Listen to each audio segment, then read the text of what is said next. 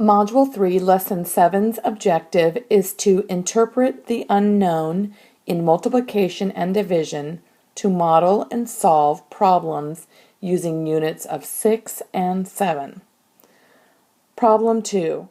Ari sells 6 boxes of pens at the school store. Item A. Each box of pens sells for $7. Draw a tape diagram and label the total amount of money he makes as M. Write an equation and solve for M.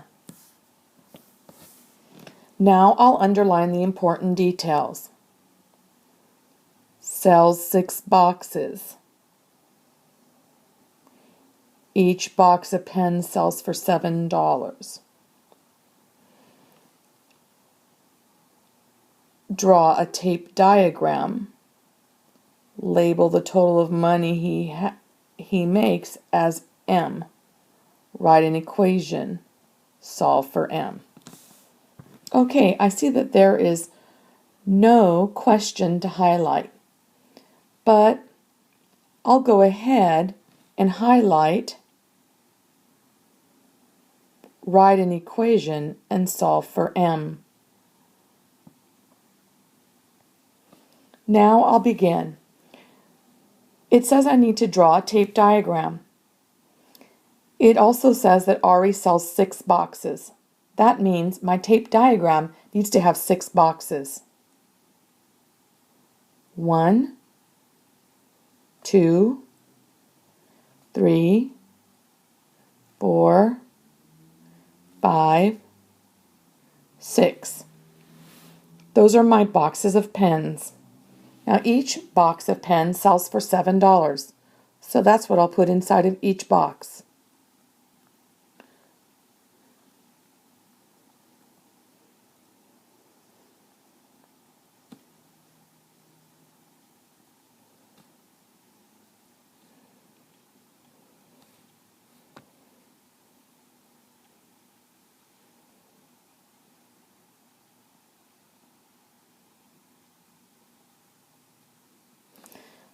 I've drawn my tape diagram and I've labeled each section of the tape diagram.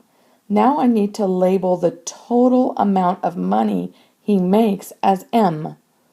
So the entire tape diagram will be the amount of money he makes, and that will be M. Now it says write an equation and solve for M. Well, the picture shows 6 boxes or 6 groups. 6 groups of $7 equals M, the amount of money that Ari makes.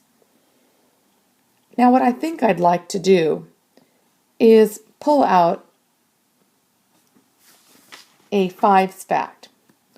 1, 2, 3, 4, 5. And I'll put my little dashes right here. This is just like was done in a previous lesson. So doing so makes this easier to solve. So 6, we can decompose that to be a 5 and a 1. Both numbers need to be multiplied by $7. So I'll go ahead and use the distributive property of multiplication and say 5 times $7 plus 1 times $7 equals M. Because 6 times $7 is the same thing as 5 times $7 plus 1 times $7. Now 5 times 7 is the easy 5's fact, and that's $35. Plus 1 times $7 is $7. And that's what equals M. So 35 plus 7 is $42.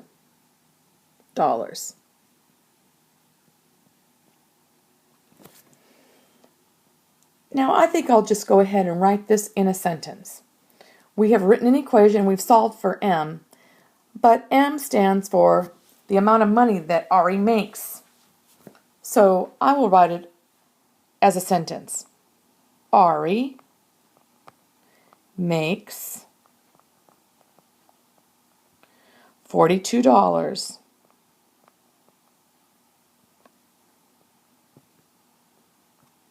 So I've read, drawn, and written the response to item 2A.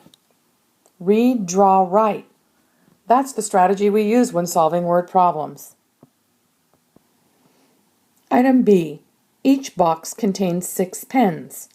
Draw a tape diagram and label the total number of pens as P. Write an equation and solve for P. I think I'll underline each box contains 6 pens.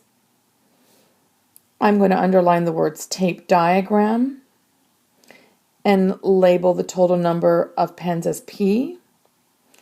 And I will go ahead and highlight, write an equation and solve for P. If we look at item 2 at the very top, it says that Ari sells 6 boxes of pens at the school store. So that means I need to draw 6 boxes in my tape diagram, just like I did on problem A.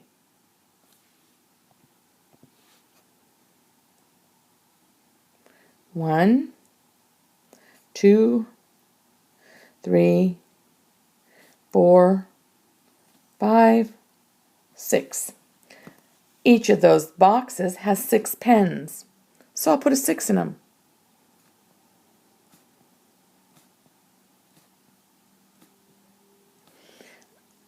And now I'll write an equation. There are 6 groups of 6 pens, and that equals P, because that's the letter they told us to use to label the total number of pens, and that'll be P. All right, again, I'll pull out an easy 5s fact, and the way I can do that is by drawing my red line after the 5th box.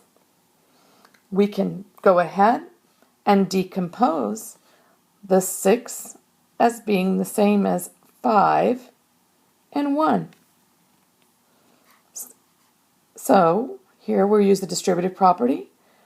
5 times 6 plus 1 times 6 equals P. Now you're going to do 5 times 6 and write the number there, and 1 times 6 and write the number there, and write equals P. After you do that, you're going to add those two numbers together, write the number there, and write equals P. And then since P is the total number of pens, let's write that in a sentence. Ari sells blank pens. So you can go ahead and finish the areas that I did not. Remember, read, draw, write. That's just what we did again. Item 3. Mr. Lucas divides 28 students into 7 equal groups for a project. Draw a tape diagram and label the number of students in each group as N. Write an equation and solve for N. I'll go ahead and underline the important details. 28 students divides 28 students into 7 equal groups. Tape diagram and label the number of students in each group as N. I'll go ahead and highlight, write an equation, and solve for N. Okay, now it's time to draw the tape diagram. We know that Mr. Lucas has 28 students, and those 28 students were divided into 7 equal groups. So our tape diagram needs to have 7 boxes.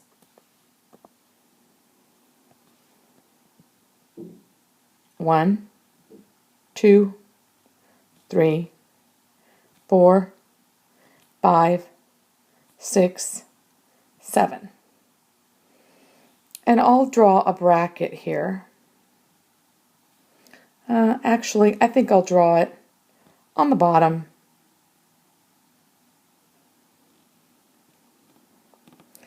And label that 28 students.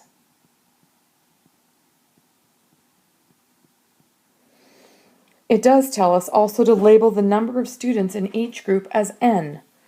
We don't know how many are in each group, so I'll just put an n in each group. Now I have to write an equation. If I have 28 students and they're divided up into 7 groups, my math problem is 28 divided by 7 equals n. Since I know that 7 times 5 is 35, that's bigger than the 28. It doesn't do me any good to pull out a 5's fact. So I think what I'm going to do is count by 7s until I get to 28. I'll list it here so my teacher sees what I'm doing. 7, and 7 more is 14, and 7 more is 21, and 7 more is 28. Now, I will write n equals 1, 2, 3, 4. There are 4 7s in 28. Now for my sentence. N stands for the number of students in each group. There are 4 students in each group.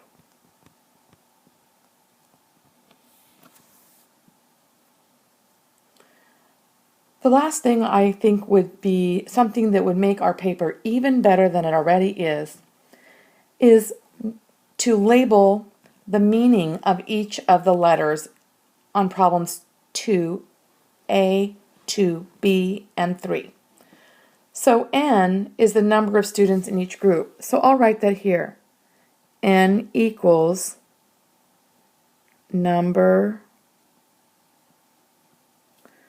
of students